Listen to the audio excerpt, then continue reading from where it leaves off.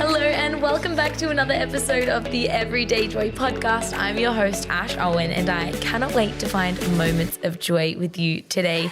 If you don't already, head over to the Everyday Joy Facebook community group.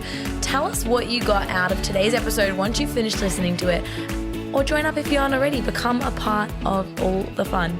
I cannot wait to dive into today's words to live by. But seek first his kingdom and his righteousness, and all these things will be given to you as well. That's found in Matthew 6:33. Welcome back. Thanks. So good to have you here. Thanks for having me, gal. I have to tell you a fun story. I actually don't know if I've told you this story yet. Oh, we love new stories. So we have just come off the back of our conference. We had our church mid-year conference. I'm trying to think of how else to describe it. Church conference. Church conference. And it was fantastic. We were running around. I barely saw you, even though we were staying at the same place. Yeah, but true. It was so great. But I had this super cool moment, and I hope she's listening, because I'm literally like standing, worshiping, like singing. And I don't even know if worship had finished at this point. And I got introduced to this girl at the front, and I was like, hi, like, so nice to meet you. And she was like, hi, are you Ash, like from the Everyday Joy podcast? And I was like, yeah. And she was like, oh, I like listen to your podcast every day. Oh. And she was like, it's how I've learned about the Bible, like all these things. Turns out someone from our church had like a German nanny, like an au pair, come stay with them. It's like a distant family member. Yeah. Not a Christian, but this beautiful family from church were like, if you're going to nanny for us, you have to come to church. Wow. And so she's been like going on this journey. And anyway, like I didn't get enough chance to speak to her enough that I know her whole story. That's amazing. But yeah, she literally was like, you like have been encouraging me. And then my favorite thing was I saw her again before the conference finished, and she was like, please don't ever stop the podcast. She was like, when I go back to Germany, like I need to have this to like listen to. And my heart, I was just like, so oh my special. goodness. So if you're listening, shout out you know to who you are. Oh, thank you for listening, and I'll be praying for you as you go back to Germany and as you go back on this walk. So exciting. And, you know, I think that this verse, not that we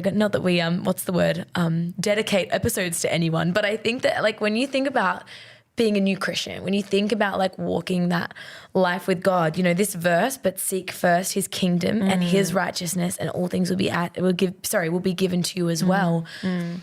Man, I've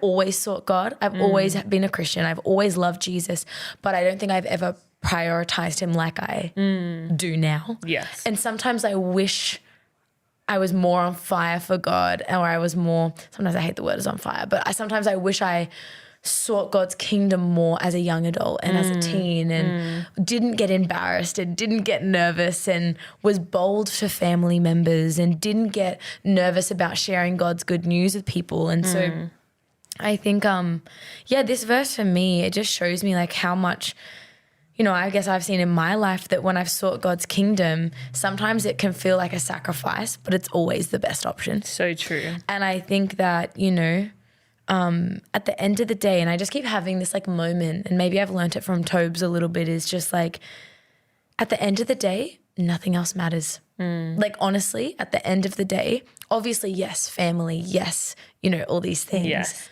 However, at the end of the day, seeking God's kingdom and like telling people about Jesus, that's what matters. So true. It's truly like the only thing that I need to worry about. And not even then, don't even need to worry. The only thing I need to really care deeply about, you know, obviously God calls us to care for our families and you know, spouses and things, but like as in terms of like an active goal, seeking his kingdom is the goal. Yes. And when we seek him first, everything else falls into place, right? Like everything else in our life, it just flows. There's so much ease. Like when we lift our eyes even from the things around us or our worries, and we lift our eyes up and we seek Christ in everything, then all of those worries or fears or doubts, like he gives us everything we need in that. And I love that so much about that verse as well. I really feel like as well, this verse shows us that like God, like God needs us to seek him. I think that it's so easy just to be like, oh, well, God just has to reveal himself. Oh, God just has to do this for me. Oh, God just has to do this. But kind of like in our episode about discipline, like God honors discipline. God honors sacrifice. He loves to see people seek his kingdom, and not because he wants people to be, down and out and struggling or anything, but because living a life of sacrifice is what we're called to. And so I think seeking first his kingdom, God goes, okay, put it all aside, seek me. It doesn't actually matter all the other things that you think are important right now. Totally. Yeah. But seeking me. Yeah. I think that even just distraction is such a tool of the enemy sometimes, is like we get so caught up in our study or at work or going to those next goals, whether it's like fitness or finance or whatever. And then we blink and like 5 years has passed and we're like, what have we actually done that has eternal weight? Yeah. Like what have we done for the kingdom of God? And you're so right that it takes sacrifice. It takes laying down our own desires, our own needs, the things that feel important to us, and being like, God, I place you intentionally above all else. Yeah. I love what you were saying before. Like sometimes it's just busyness. I remember hearing a preacher say once, like I remember hearing a preacher say once, if the enemy can't make you sin, he'll make you busy. And it's like the truest thing I've ever heard, right? Yes. Because, we can live this kind of life where we don't actually acknowledge God for so long because we're busy, because life is full, because we're so blessed in where we live. Yes. And so it actually takes seeking his kingdom. It takes does. surrendering it. It takes choosing him again and again and again. Yeah. But I just love that, wow. I don't know, that we get to seek him. Yes. Isn't that so cool? Yeah, that God's given us that free will or that choice. Like he knows what's best for us, and he could have forced us. Yeah. But like out of his love, he's like given us that opportunity to figure it out on our own. Like I know even in my own walk, like especially in busyness, like I've just stepped out of around 3 years in full on corporate world, doing the commute for 2.5 hours every day, plus a really, long hours, long working. I would get home exhausted. Yeah. Weeknights would be a write-off. I'd often be working on weekends. And I had this moment where like the Holy Spirit kind of slapped me around a little bit. And I was like, wait. Love a holy slap. Like a holy slap, yeah. We'll dub that as a term.